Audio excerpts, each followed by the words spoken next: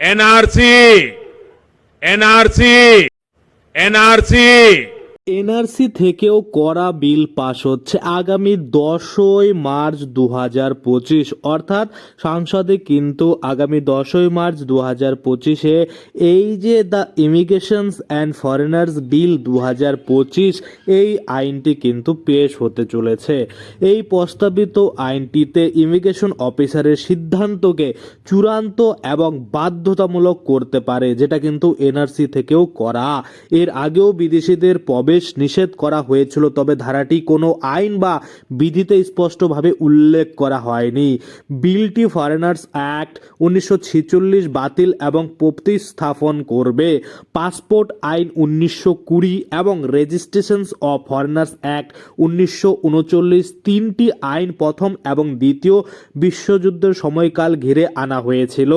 অভিবাসন আইন 2000ও বাতিল করা হবে। এই চারটি আইনে ওভারল্যাপিং বিধান রয়েছে এবং আইনগুলিকে বাতিল করার এবং একটি নতুন ব্যাপক আইন প্রণয়নের প্রয়োজনীয়তা অনুভূতি হয়েছে।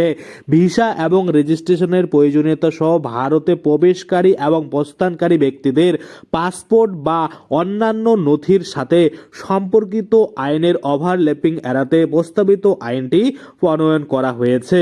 আমরা যদি দেখি যে দ্য ইমিগ্রেশনস অ্যান্ড ফরেনার্স বিল 2025-এ কি কি বলা হয়েছে, দেখুন বিলটি ইমিগ্রেশন অফিসারের কার্যাবলী সংজ্ঞায়িত করতে পারে।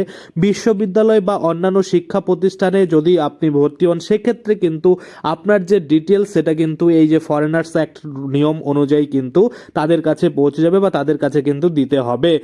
যদিও ইমিগ্রেশন ব্যুরো ইতিমধ্যেই কিন্তু এই বিদ্যমান রয়েছে, বিলটি পাশ হওয়ার সাথে সাথেই কিন্তু তারা ইমিগ্রেশন অফিসার যারা রয়েছে বা ব্যুরো পর্যাপ্ত এই আইনের সমর্থন কিন্তু পেয়ে যাবেন। এই আইনে কিন্তু কঠোর কিছু নিয়ম রয়েছে, যদি এই নিয়ম আপনি না মানেন সেক্ষেত্রে আপনার কিন্তু বিরাট জরিমানা বা কারাদণ্ড হতে পারে। কি কারাদণ্ড দেখুন, এখানে এই যে আইন রয়েছে দ্য ইমিগ্রেশনস অ্যান্ড ফরেনার্স বিল 2025, এখানে পরিষ্কারভাবে বলা হয়েছে যে পাসপোর্ট বা ভ্রমণ নথি ছাড়া ভারতে প্রবেশের জন্য আইনটি 5 বছরের কারাদণ্ড বা 5 লাখ টাকা পর্যন্ত জরিমানা বা উভয়ের প্রস্তাব করতে পারে। অর্থাৎ ধরুন আপনি এই ভায়োলেশন করেছেন, সেক্ষেত্রে কিন্তু আপনার 5 লক্ষ টাকা জরিমানা বা 5 বছরের জেল হতে পারে। আবার একই সাথে দুটোই কিন্তু হতে পারে, যে 5 লক্ষ টাকাও আপনার জরিমানা হলো, আবার 5 বছরের কারাদণ্ডও কিন্তু হলো। দ্বিতীয়ত আরো বলেছে যে জাল বা জালিয়াতি ভাবে প্রাপ্ত পাসপোর্ট বা অন্যান্য ভ্রমণ নথি ব্যবহার করা বা ভ্রমণ যদি করেন, অন্যান্য নথি যেগুলো রয়েছে জালিয়াতি করে, সেক্ষেত্রে কিন্তু আপনাকে শাস্তি পেতে হবে। সেই শাস্তি কিন্তু 2 বছরের কারাদণ্ড, যা কিন্তু 7 বছর পর্যন্ত বাড়ানো যেতে পারে, এবং কমপক্ষে 1 লক্ষ টাকা জরিমানা, এবং সেটা কিন্তু বেড়ে 10 লক্ষ পর্যন্ত হতে পারে। এই বিলে কিন্তু তাই বলা হয়েছে। আরও বলা হয়েছে ভিসার মেয়াদ অতিক্রম করলে 3 বছরের কারাদণ্ড এবং 3 বছরের কারাদণ্ডর সঙ্গে আরও 3 লক্ষ টাকা কিন্তু জরিমানা হতে পারে।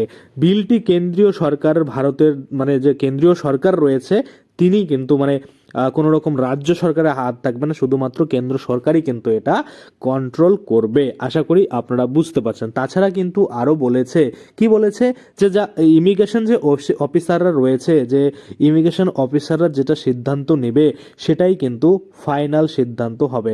অর্থাৎ এখানে আর দ্বিতীয় কথা, অন্য কথা কিন্তু হবে না। দ্য ইমিগ্রেশন অফিসার যা করবে, অফিসাররা যেটা সিদ্ধান্ত নেবে সেটাই কিন্তু চূড়ান্ত সিদ্ধান্ত বলে গণ্য করা হবে। এবং কিছু কিছু বিল আমি আপনাদের বললাম, যেমন ফরেনার্স অ্যাক্ট 1946 বা পাসপোর্ট আইন 1920, ফরেনার্স অ্যাক্ট 1939 বা 2000-এর যে আইন রয়েছে, সবগুলোকে কিন্তু ওভারল্যাপিং করে এই যে এই আইন সব থেকে করা কিন্তু হতে চলেছে। কি এই আইনের নাম? এই আইনের নাম দেওয়া হয়েছে দ্য ইমিগ্রেশনস অ্যান্ড ফরেনার্স বিল 2025। আশা করি আপনারা বুঝতে পারছেন। যারা ভুয়োভাবে আধার কার্ড, ভোটার কার্ড বানিয়ে এখানে কিন্তু অবৈধভাবে বসবাস করছিলেন, তাদের কিন্তু এবার বিপদ রয়েছে।